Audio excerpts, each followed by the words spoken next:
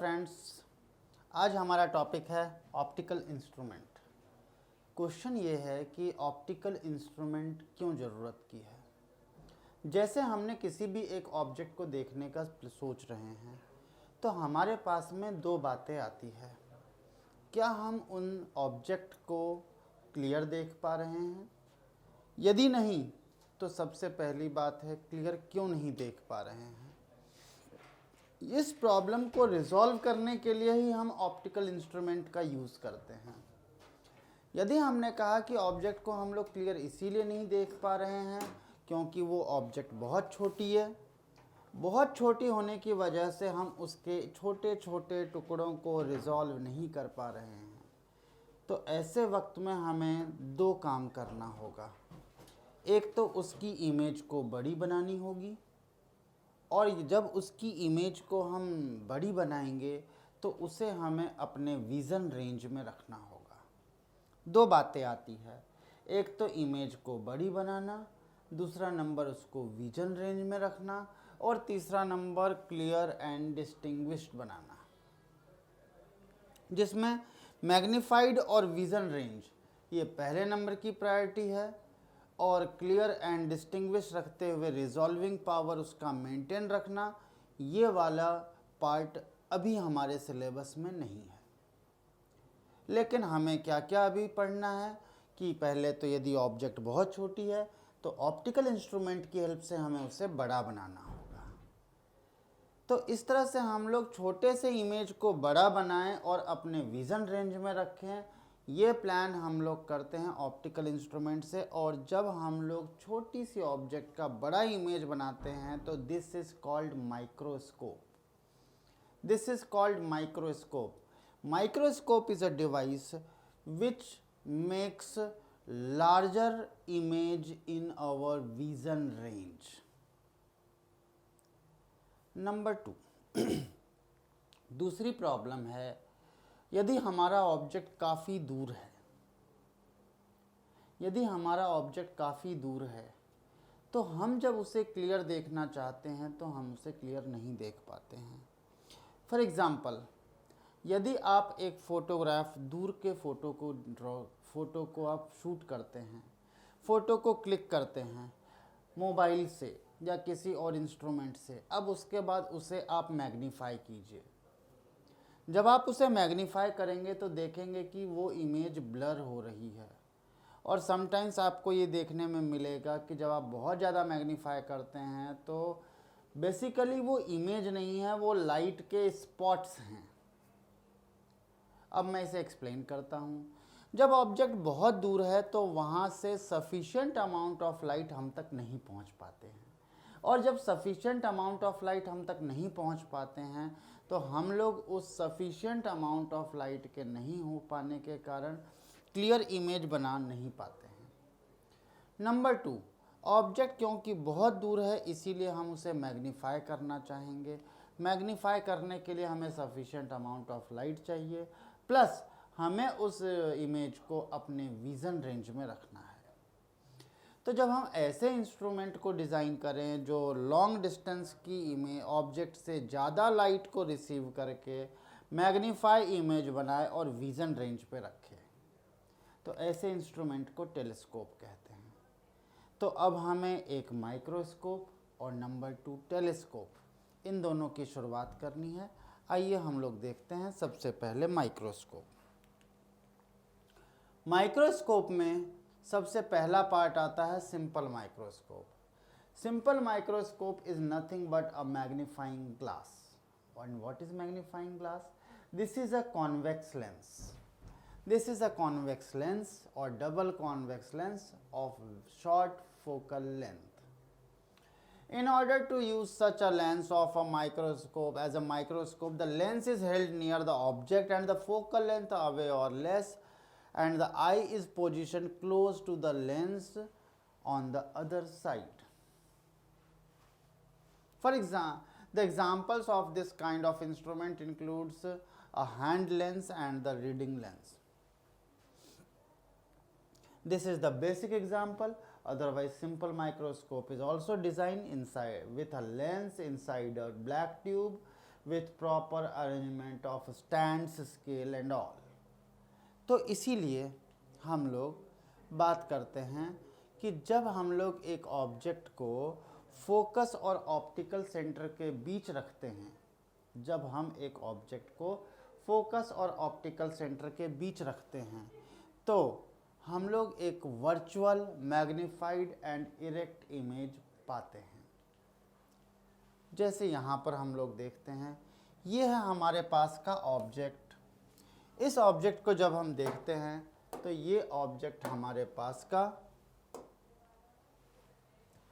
ये है हमारे पास का ऑब्जेक्ट। ये ऑब्जेक्ट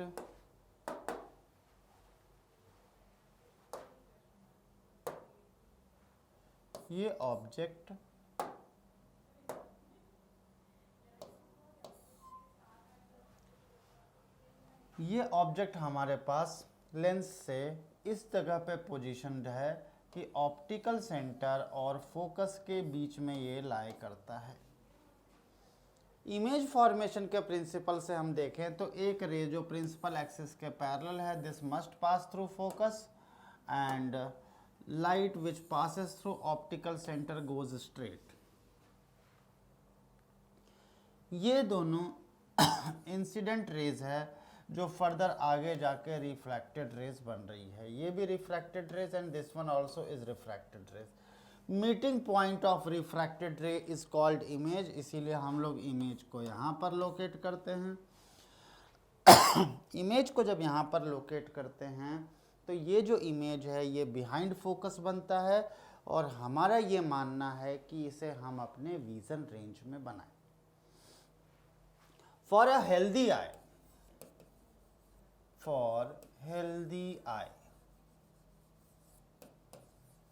हमारा विजन रेंज होता है least distance of distinct vision से लेकर के इनफाइनाइट तक। This is applicable for healthy I, otherwise myopia and hypermetropia दोनों के दोनों पोजीशन को इफेक्ट कर पाते हैं। एंड हेल्दी आई के लिए least distance of distinct vision is 25 centimetre. मतलब एक हेल्दी आई को 25 सेंटीमीटर से लेके इनफाइनाइट तक की सारी इमेजेस क्लियर चाहिए। तो इसीलिए हमने बोला कि हमारी जो इमेज बनेगी वो बनेगी इस विजन रेंज में, और ये जो विजन रेंज है ये है कहाँ से कहाँ तक, 25 सेंटीमीटर से लेकर इनफाइनाइट तक। ठीक है, तो हमने बोला object is at distance u and image is at distance v. The image is at minimum distance for clear vision, this is d. This d is called least distance of distinct vision. Least distance of distinct vision. This is called LDDV, distinct vision. This is LDDV. Okay ठीक है बच्चों, इसे हमने बोल दिया least distance of distinct vision LDDV। और अब हम लोग बोलेंगे कि जब ऐसा है तो हमने बोला कि हमारे पास का ऑब्जेक्ट या इमेज दोनों को हम लोग least distance of distinct vision पे देखना चाहते हैं। इस बात को समझिए, ये ऑब्जेक्ट आप देख रहे हैं, ये एक पेन आप देखना चाह रहे हैं, तो ये एक ह्यूमन टेंडेंसी है कि हम इसे क्लियर देखना चाहते हैं और एक फिक्स डिस्टेंस पर लाके देखते हैं। ना तो आप लोग इसे ऐसे देखते हो, ना तो आप लोग इसे ऐसे देखते हो, इसे पास में लाके यहाँ पर देखते हो। This is the near point, this is the least distance of distinct vision, जहाँ तक हम लोग ऑब्जेक्ट को क्लियर देख सकते हैं। और आप इसको बहुत अच्छे से सिंपली मेज़र करके देख लो। This is approximately 25 centimetre, no doubt in that. This is approximately 25 centimetre, sometimes less than 25 centimetre, this is also भी पॉसिबल, लेकिन ये 25 सेंटीमीटर होगा। तो वही मैं कहना चाह रहा हूँ कि जब ऑब्जेक्ट 25 सेंटीमीटर पे least distance of distinct vision पे है तो ये हमारी आंखों पे अल्फा एंगल बना रहा है। अब इमेज यदि इससे ज़्यादा एंगल बनाए इमेज यदि इससे ज़्यादा एंगल बनाए तो वो बड़ी इमेज बना रही है, इमेज इससे छोटी एंगल बनाए तो वो छोटे एंगल बनाने की वजह से छोटी दिख रही है। क्या हुआ कि मैं ऐसे ही एक बार ट्रैवल कर रहा था तो मैंने देखा कि मैं जब दिल्ली में कुतुब मीनार देखा तो मैंने देखा कि ये काफ़ी दूर है। मैंने सोचा कि यार ये तो बहुत छोटा लग रहा है, इवन ये मेरे पॉकेट में जो पेन है उससे भी छोटा लग रहा है। रीज़न बिहाइंड दिस कि ये जो पेन है ये मेरी आंखों पे ज़्यादा एंगल बना रहा है एज़ कम्पेयर टू काफ़ी दूर का कुतुब मीनार मेरे आंखों पे बहुत छोटा एंगल बना रहा है। मतलब ऑब्जेक्ट की हाइट और उसे देखना दो अलग अलग चीज़ है। ऑब्जेक्ट की हाइट ज़्यादा है या कम है वो अलग मैटर करता है, लेकिन हमें क्या बड़ा या छोटा दिखाई देगा दिस डिपेंड्स कि कौन सा ऑब्जेक्ट मेरी आंखों के ज़्यादा नज़दीक है और ज़्यादा बड़ा एंगल बना रही है। हम लोग यहाँ पर इमेज देखना चाहते हैं, हमें ये एनालाइज करने की कोई ज़रूरत नहीं है कि इमेज बड़ी बनी या छोटी बनी। ऑब्जर्वर को क्या दिख रहा है, ज़्यादा एंगल या कम एंगल। यदि ऑब्जर्वर को ज़्यादा एंगल बना दिख रहा है मतलब वो बड़े ऑब्जेक्ट को देख रहा है, छोटा एंगल बन रहा है छोटे ऑब्जेक्ट को देख रहा है। Is this clear? और जब ऐसा है तो ये object least distance of distinct vision पे अल्फा एंगल बना रहा। नाउ हमने बोला magnifying power, this is the visual angle of with instrument and maximum visual angle of unaided I, this is called magnifying power. अब यदि हम लोग बात करते हैं तो यहाँ पर देखते हैं एंगल के लिए ज़रा हम बात करना चाहेंगे तो हम लोग बोलते हैं इस एंगल के लिए tan alpha this is equal perpendicular upon base, d की वैल्यू नेगेटिव है। इसी तरह से जब हम वहाँ पर tan बीटा की बात करें तो tan beta this is equal height of image h dash upon में v। क्योंकि ये दोनों इन्फॉर्मेशन हमारे इस तरह से हैं तो हमने इसे लिख दिया यहाँ पर, this is h upon u और यहाँ पर h अपॉन d। इसे हमने सॉल्व कर दिया तो this is equal d upon u। Magnifying power this is equal d upon u।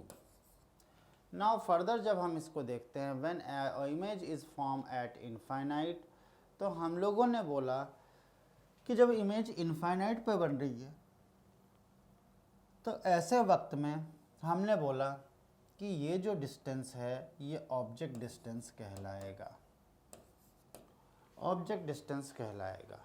मतलब magnifying power this is equal h upon u था, मैग्नीफाइंग पावर को हम लोग बोलेंगे h नहीं, यहाँ पर d अपॉन u था, d sorry this is d here,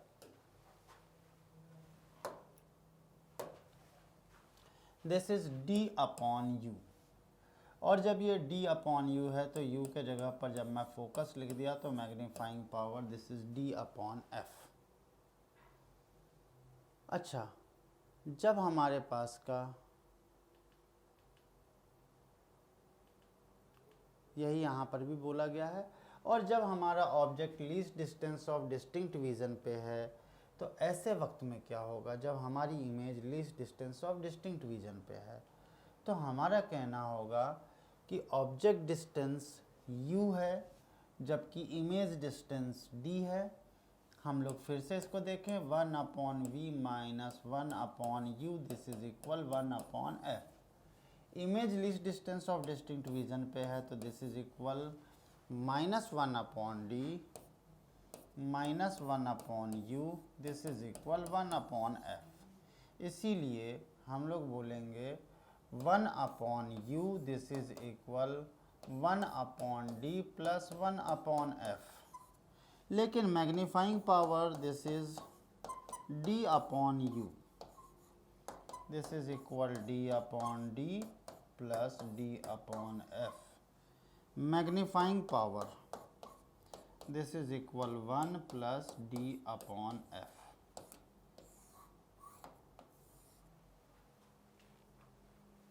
और जब ऐसा है तो हम लोगों ने इसे सॉल्व किया और यही रिजल्ट हमारे पास भी आ रहा है। Magnifying power this is equal 1 + d/f। Conclusion कि जब हमें image least distance of distinct vision पे चाहिए तो मैग्नीफाइंग पावर इज 1 + d/f, मतलब मैग्नीफाइंग पावर बहुत ज़्यादा होगा। और जब हमें इमेज इनफाइनाइट पे चाहिए तो magnifying power this is d/f, मतलब हमें मैग्नीफाइंग पावर कम चाहिए। Use of simple microscope, it is used in pedology, study of soil particles. It is used in dermatologists to find out various skin diseases. It is used in microbiology to study sample of algae, fungi, etc. It is used in jewelry to get the magnified view of the fine part of the jewelry. These are the basic requirements. Now the next, compound microscope. Compound microscope में हम लोग एक और lens का support लेते हैं with the help of simple microscope. Microscope with high resolution and use 2 set of lens providing the 2-dimensional image of the sample. The difference between simple and compound microscope is that the simple microscope is uses only one lens while the compound microscope uses more than one lens. ये हमारे पास का एक basic सा compound microscope है जिसमें एक side में eyepiece होती है और यहाँ पर हमारे पास में ऑब्जेक्टिव लेंस होती है ना, और बाकी सारे तो इनके सेटअप के अरेंजमेंट है। ऑब्जेक्टिव लेंस अलग अलग रखने के लिए हमने यहाँ पर ट्रिपल अरेंजमेंट रखा हुआ है, जिस ट्रिपल अरेंजमेंट में तीनों में अलग अलग लेंस हैं। अब जब इस तरह का है तो ये हमारे पास में कंपाउंड माइक्रोस्कोप, ये 2 लेंसों से बना हुआ होता है जिनके फोकल लेंथ काफ़ी छोटे होते हैं और ये कोएक्सियल होते हैं। ये कोएक्सियली फिटेड होते हैं, मतलब दोनों लेंस के एक्सेस कॉमन होते हैं। एंड ये जो है ये क्या होते हैं, स्लाइडिंग मेटल ट्यूब के 2 एंड पर फिटेड होते हैं और ये मेटल ट्यूब परफेक्टली ब्लैक होता है so that no other light causes any other image formation. ये है हमारे पास का ऑब्जेक्टिव लेंस जो ऑब्जेक्ट की तरफ रहता है और ये है हमारे पास का आईपीस जो आई साइट तरफ रहता है।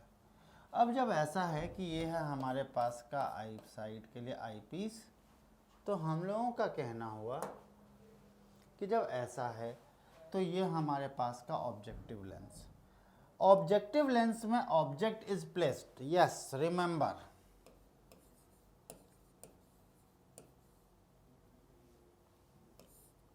Object is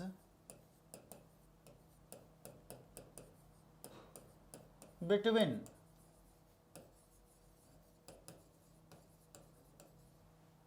F and 2F।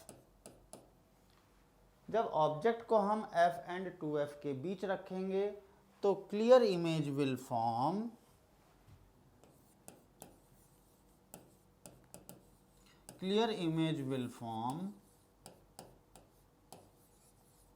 between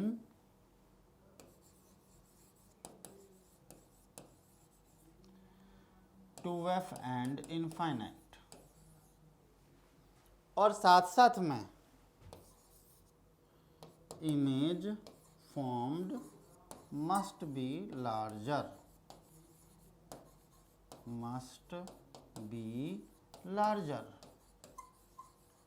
2 बातें आ रही है, एक तो क्लियर इमेज का फॉर्मेशन होगा और इमेज जो है वो बड़ी बनेगी। ये ऑब्जेक्ट छोटा है, इमेज बड़ी बनेगी। ये है 2F और F के बीच में, यह बन रही है 2F और इनफाइनाइट के बीच में। ठीक है, ये बात से तो हम लोग एग्री हुए। नाउ द सेकंड थिंग, ये जो इमेज है this you have to keep in your mind. ये जो इमेज है इसका इमेज फॉर्मेशन हुआ यूजिंग कॉन्वर्जिंग रिफ्रैक्टेड रेज। और जब कॉन्वर्जिंग रिफ्रैक्टेड रेज से बनती है इमेज तो this is real image, this image is real, image is real.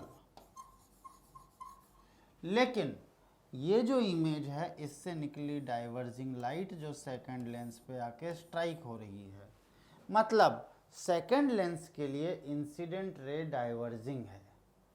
और जब diverging incident rays from where, diverging incident rays, diverging incident rays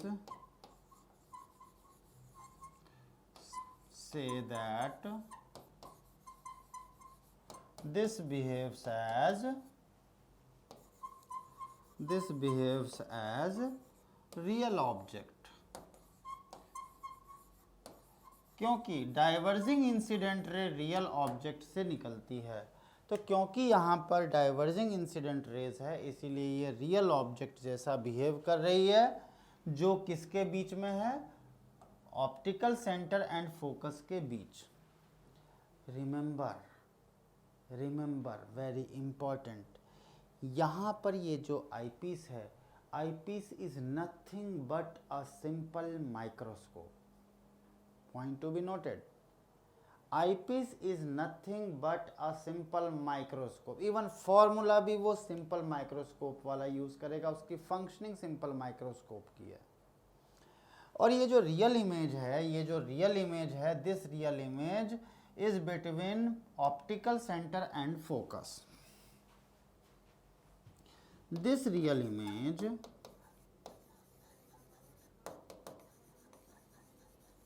is between optical center and focus for eyepiece।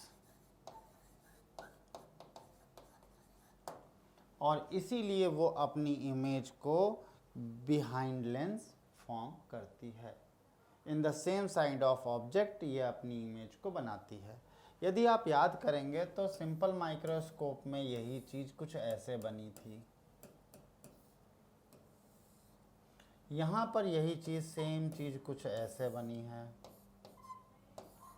There is no quite enough difference at all, कोई भी ज़्यादा difference नहीं है। और जब ऐसा है तो हमने बोला it is a convex lens of very short focal length f0 and the small aperture, it is positioned near the object is to be magnified। eyepiece or ocular, it is a convex lens of comparatively larger focal length and the larger aperture that the objective, it is positioned near the eye for viewing the final image। The distance between two lenses can be varied by using rack and pinion arrangement। Total magnifying power this is equal, क्योंकि दो lenses जब भी एक दूसरे के साथ रहते हैं तो total magnification this is equal linear magnification of first lens into linear magnification of second lens. यहाँ पर है linear magnification of objective lens and angular magnification of eye lens. और इसीलिए हम लोग बोलते हैं m equal MO into ME, VO upon UO, D upon UE। देखिए magnification of first this is VO upon UO and D upon UE this is for D upon UE this is for simple microscope. फिर से हमारे पास बात आएगी जब object यहाँ हो, कहाँ पर, when object is at least distance of distinct vision, तो हम लोग बोलेंगे इसकी image least distance of distinct vision पे बनने वाली है, तो हम लोग V अपॉन UE के जगह पर 1 प्लस D अपॉन FE लिखेंगे। इससे आप लोग को याद आ जाएगा कि आईपीस जो है वो सिंपल माइक्रोस्कोप जैसा बिहेव कर रही है, तो इसीलिए this is VO upon UO 1 plus D upon FE। बस इसमें एक चीज़ का हमें विशेष ध्यान देना है हमें इसमें बहुत ज़्यादा एक चीज़ का विशेष ध्यान देना है कि जब हम लोग बोलते हैं यहाँ पर MO equal VO upon UO, तो हमें ये गलती नहीं करनी है। क्यों? क्योंकि हमें ये बिल्कुल नहीं ऐसा बोलना है, क्योंकि VO is negative and VO is positive and UO is negative, और इसीलिए हमारे पास यहाँ पर माइनस साइन लगाना होगा।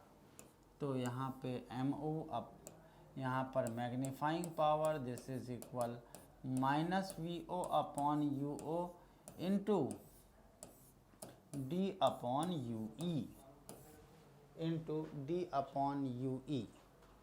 नाउ हियर जब इसी तरह से हमने यहाँ पे इसको इस तरह से सिंप्लीफाई किया, तो हमारा कहना होता है इसके लिए तो माइनस VO अपॉन UO और इधर 1 प्लस D अपॉन FE। अब इसके लिए हमारे पास में ऑप्टिक्स का बेसिक प्रॉपर्टी लगा दीजिए। तो यहाँ पर VO अपॉन UO के जगह पर FO upon FO plus UO लिख दीजिए, या फिर माइनस का FO अपॉन VO अपॉन में FO minus VO upon FO लिखेंगे। तो ये हमारे पास में मैग्नीफाइंग पावर ऑफ कौन सा कंपाउंड माइक्रोस्कोप कहलाएगा। VO अपॉन UO के जगह पर H1 upon H with minus sign भी लिखा जा सकता है, height of image to the height of object. तो यहाँ पर आकर के हमारे पास में कंपाउंड माइक्रोस्कोप की बातें ख़त्म होती है। हम लोग बोलेंगे यहाँ से यहाँ तक दिस इज VO और यहाँ से यहाँ तक UE। दो लेंसों के बीच का जो डिस्टेंस होता है उसे लेंथ ऑफ ट्यूब कहते हैं। Distance between two lens is called length of tube. तो this is the length of tube.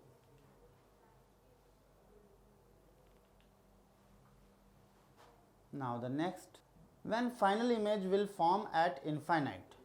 तो अब जब फाइनल इमेज को हम लोग इनफाइनाइट पर सोच रहे हैं तो हमारे पास की ये सिचुएशन आएगी। फिर से ज़रा देखेंगे आप लोग कि ये हमारे पास ऑब्जेक्ट कहाँ पर बनेगा, फोकस पे। फिर से मैं रिपीट करूँगा उस पूरे प्रोसेस को। ये हमारे पास का ऑब्जेक्ट जो किसके किसके बीच है, FO और 2FO के बीच, जिसकी वजह से इसका जो मैग्नीफाइड इमेज है वो 2FO एंड इनफाइनाइट के बीच बनेगा, जैसा कि मैंने पहले भी कहा था। और ये लार्जर इमेज का फॉर्मेशन होगा, बड़े इमेज का फॉर्मेशन होगा।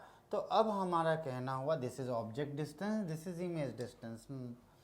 लेकिन मुझे अब ये बताइए, ये जो इमेज बन रही है ये कौन सी इमेज है? कॉन्वर्जिंग रिफ्रैक्टेड रे से बनने की वजह से ये हमारे पास की रियल इमेज है। लेकिन इस रियल इमेज से फर्दर डाइवर्जिंग लाइट निकल रही है।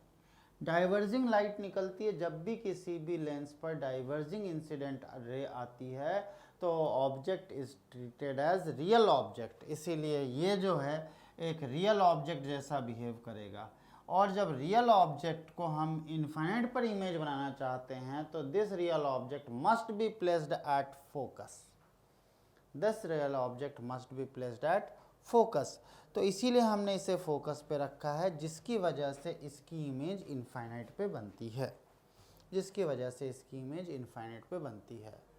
अब जब ऐसा है तो हमने बोला कि जब इमेज इज एट इनफाइनाइट तो object distance is focus.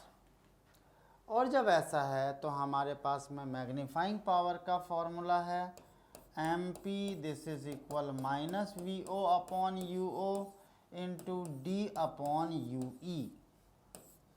UE के जगह पर हम FE लिखेंगे, इसीलिए magnifying power this is equal minus VO upon UO D upon UE।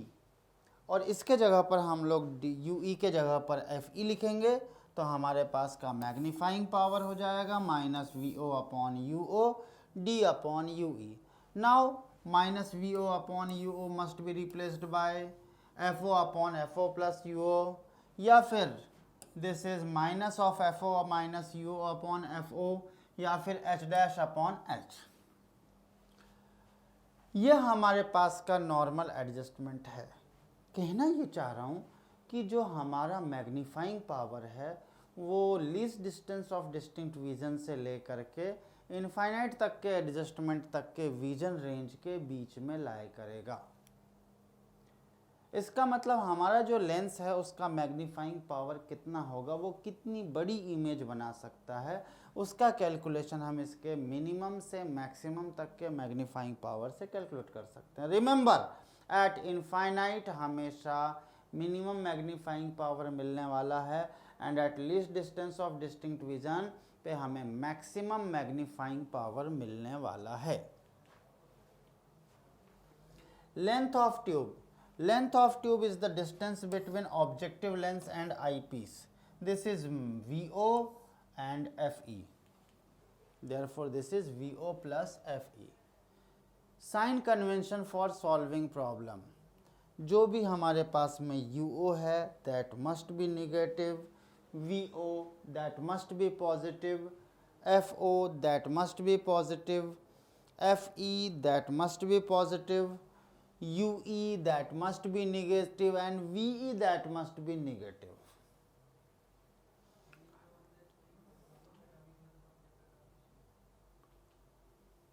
Now, the next topic is telescope. Telescope, जैसा कि हमने बताया दूर से आने वाली लाइट काफ़ी कम होती है, लेकिन हम लोग टेलीस्कोप की हेल्प से जो दूर से आने वाली ऑब्जेक्ट है उसका क्लियर इमेज देखते हैं। The telescope is an instrument used to view distant objects clearly. It consist of objective lens. Problem ये है कि दूर की ऑब्जेक्ट से लाइट कम आ रही है, और लाइट कम आ रही है तो इसीलिए ऑब्जेक्टिव लेंस को हमें ज़्यादा अपर्चर का बनाना होगा। Objective lens must have greater aperture. eyepiece, eyepiece this is a very small lens, छोटी लेंस होनी चाहिए। Working of telescope, working of telescope में हम लोग बोलते हैं telescope is used to provide angular magnification of distant object. The object has the large focal length of a much larger aperture than the eyepiece because object is very far away. Light from the distant object enter in objective and a real and inverted images form at its second focal point. This image acts as an object for eyepiece. It magnifies this image, producing the final inverted image. Now, types of telescope. Number 1, refracting type. Refracting type telescope में हमारे पास में astronomic telescope जो सबसे most common telescope है वो पढ़ना होता है, एंड नंबर 2 है it is use to see heavenly object like sun, star, planets etcetera. The final image is inverted. This is the drawback, we are not using it as terrestrial. ज़मीन पर की चीज़ों में एस्ट्रोनॉमिक टेलीस्कोप का use इसीलिए नहीं करते हैं क्योंकि इसमें इमेज इन्वर्टेड दिखाई देती है। एक आदमी उल्टा चलते हुए आ रहा है जिसमें उसका सिर नीचे है, पैर ऊपर है, कैन नॉट बी यूज्ड। हाँ जी, तो इसीलिए हमारे लिए सन, स्टार, प्लैनेट, मून देखना है, वो सीधा दिखाई दे या उल्टा दिखाई दे, we are not having any objection. Number 2, terrestrial telescope. Terrestrial telescope जो ज़मीन पर के इमेज को दिखाए, मतलब एस्ट्रोनॉमिक टेलीस्कोप में ही यदि मैंने एक लेंस और ऐसा लगा दिया जो इमेज को उल्टी दिखाती है तो वो टेरेस्टेरियल, तो उल्टे का उल्टा सीधा इमेज हमें दिखने लगेगा। मतलब terrestrial telescope is nothing but astronomic telescope, but a lens is used to make image inverted. It is used to see distant object on the surface of earth. The final image form is erect one. Now, this is astronomic telescope. Astronomic telescope में हमें क्या सोचना है, ध्यान से देखिए। Objective lens, aperture ज़्यादा, अब हमें टेलीस्कोप से ऑब्जेक्ट को देखना है, तो object which is eight infinite उसी की इमेज को देख रहे हैं। वो लाइट आ रही है, लाइट आके कॉन्वर्ज हो रही है, कॉन्वर्ज होकर के इमेज का फॉर्मेशन कर रही है। As object at infinite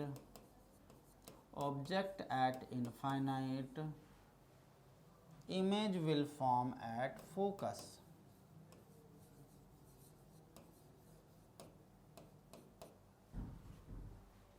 object infinite पे है तो इमेज कहाँ पे फॉर्म होगा? फोकस पे फॉर्म होगा। ऑब्जेक्ट बहुत बड़ा है तो इसीलिए इमेज बहुत ही छोटा बनने वाला है, क्योंकि फोकस पे very small image will be formed. Now image दोनों refracting ray converging refracting ray मतलब रियल इमेज, बट इस रियल इमेज से चलने वाली लाइट अगेन डाइवर्जिंग हो गई, और diverging incident rays is caused by real object. This mean this real image treated as real object for eyepiece. और जब ये रियल ऑब्जेक्ट फॉर आईपीस है तो ये रिफ्रैक्शन के बाद में अलग अलग लोकेशन पे अपनी इमेज फॉर्म करेगी। When our final image is formed at infinite, तो इसे हम लोग नॉर्मल एडजस्टमेंट कहेंगे। फाइनल इमेज इनफाइनाइट पे है, मतलब ऑब्जेक्ट डिस्टेंस नेगेटिव, और इसको सॉल्व करते हैं तो UE equal FE। Magnifying power, this is equal minus H upon FE into FO upon H, this is equal minus FO upon FE। In this case, the length of telescope of tube is FO plus FE. Just see here, length of tube is FO upon FE. यहाँ से यहाँ तक FO and यहाँ से यहाँ तक FE. Therefore, the length of tube is FO plus FE.